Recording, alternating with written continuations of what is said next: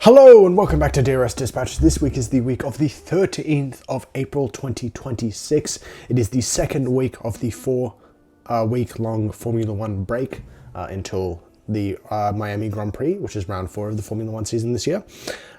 So yeah, there's not really much to talk about. We've got one major story to discuss this week, so let's just get into it. So let's start off with our first story, which is Lauren Mecky's insisting that Red Bull are in full attack mode as he admits team are paying the price for late 2025 push.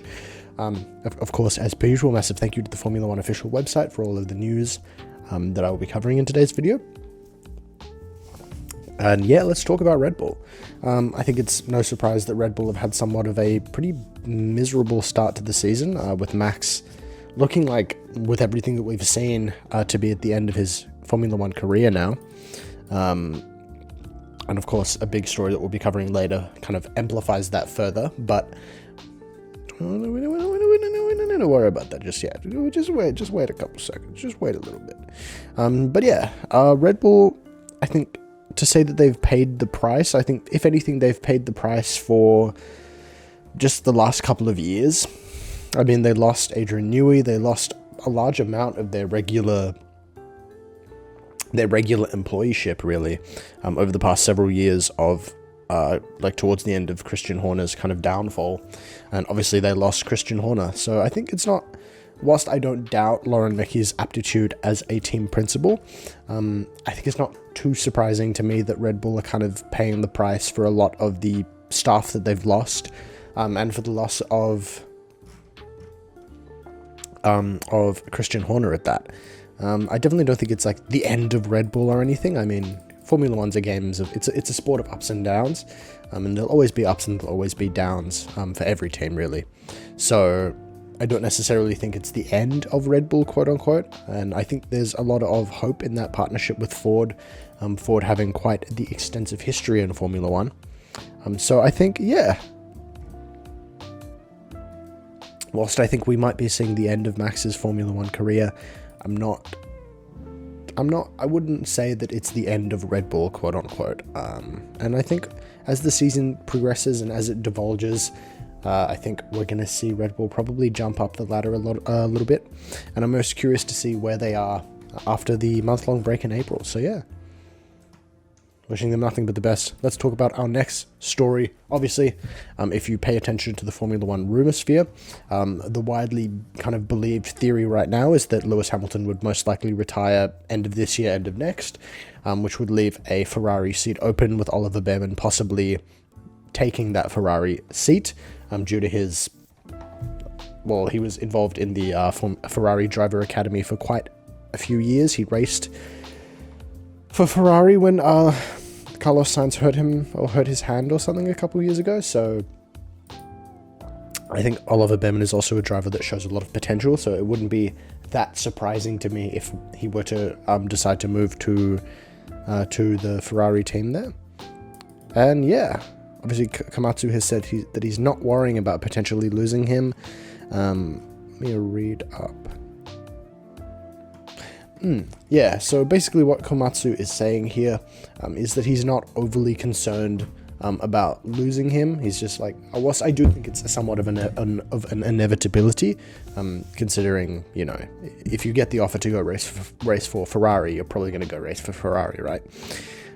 There's no point sticking around. Like Carlos Sainz said a few years ago now that he initially wanted to stay with McLaren, which obviously if he had stayed, it would have led him to having title opportunities, of course.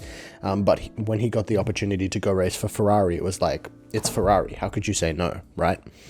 And so, yeah, I think it's likely that Ollie will probably go, but as Komatsu said, it's not something that he can control. So ultimately he's not worrying about it, but I do think it's somewhat of an inevitability, and I don't doubt that Haas is thinking about it. Obviously they're also thinking about a good old Esteban Ocon right there, so yeah, certainly a lot for Haas to think about over the next 2 to 3 years for sure. Next story, let's talk about Daniel Ricciardo, who's been speaking a lot over the past month or so about his Formula One exit. And he made an interesting comment here, that he was actually revealed that he was actually grateful Red Bull made his exit decision for him. I think it's safe to say that Danny Ric was not really having the greatest of runs towards the end of his career, and it did really feel like it was time for him to, to move on with his life outside of Formula One. And so yeah, I think it's interesting to hear in hindsight that that he's grateful and that he thinks it was the right decision, because obviously in the moment he got kicked out in Singapore, and it was really a moment of being like, oh damn, that's it. But interesting to hear him discuss him reflecting on the past 12 months, and how his career came to an end, and how he is grateful that it came to an end, how it did. And I'm glad that he doesn't feel like scornful or hateful about it, because it's never what you want. Not that he would, because it's Daniel Ricciardo. But yeah, obviously I wish Danny Ric nothing but the best on his future endeavors. Next story, let's talk about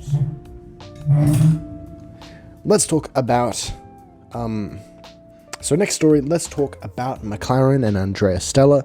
Obviously, it's safe to say Oscar Piastri looked incredibly strong in the Japanese Grand Prix. I'm not going to try to repeat myself too much about that, because we discussed this last week. But yeah, with Lando saying that he thinks McLaren will end up jumping everybody eventually, I think it's safe to say that I don't think McLaren will be down the back for long.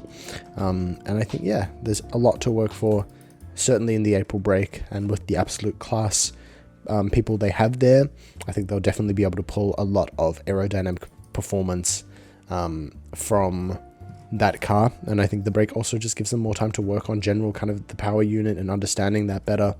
And yeah, I think there's a lot for McLaren to work on, and I think they will come back stronger than ever. So now let's talk about the big one, our final story. It is, of course, Max Verstappen's race engineer, Gianpiero Lambiase, to leave Red Bull for McLaren in 2028 at the very earliest. That is because his contract expires in 2028, same with when Max's expires.